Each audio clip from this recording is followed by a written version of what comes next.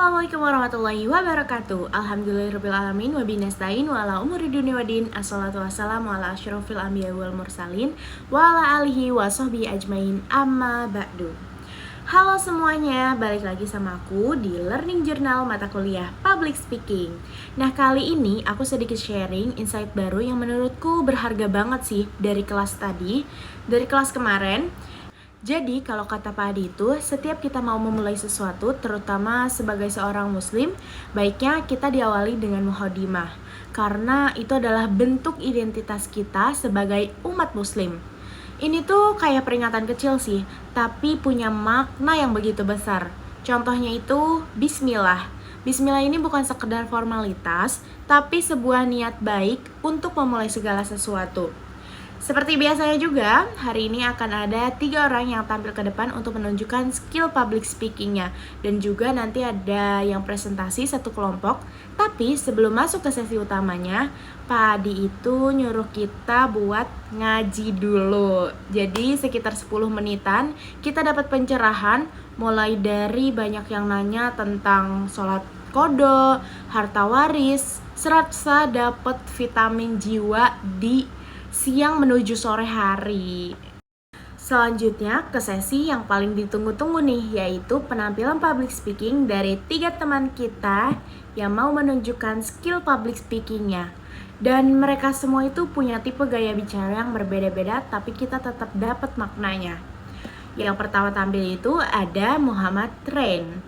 Jadi dia ini cerita soal pengalamannya yang sempat ngerasa sendiri, tapi akhirnya dia bangkit lagi karena support dari orang-orang sekitarnya.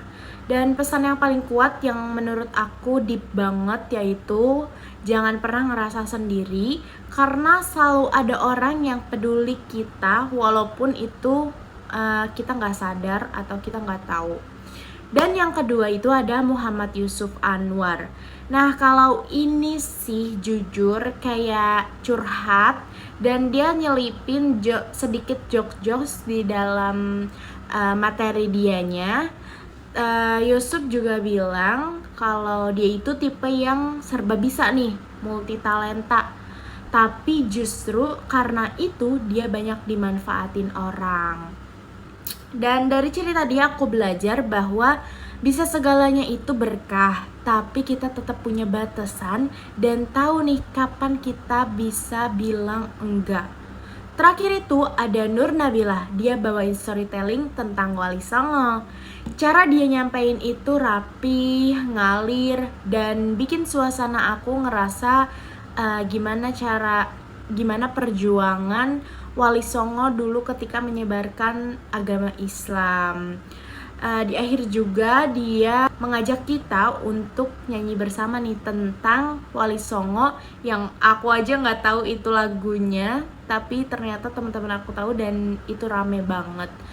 Dan dari Nur Nabila ini aku jadi belajar kalau storytelling itu bukan cuma gaya bercerita yang menarik, tapi juga media untuk merawat sejarah dan nilai-nilai leluhur kita. So yap, hari ini aku banyak banget belajar dari teman-teman aku soal kehidupan, soal public speaking, dan masih banyak lagi. Dan hari ini itu bener-bener yang kayaknya banyak banget ya insight barunya.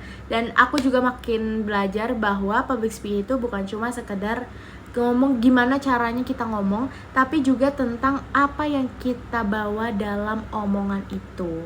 Mulai dari muhadimah yang jadi ciri khas muslim, sesi ngaji yang menenangkan, sampai cerita-cerita yang relate banget sama kehidupan kita. Dan kalau kalian perhatiin, kita udah di pertemuan ke-10. Gak kerasa banget ya, pertemuannya udah pertemuan ke-10. Jadi sisanya tuh kalau gak salah 4 pertemuan lagi kita buat learning journalnya. Tetap semangat teman-teman, jangan lupa buat latihan public speakingnya.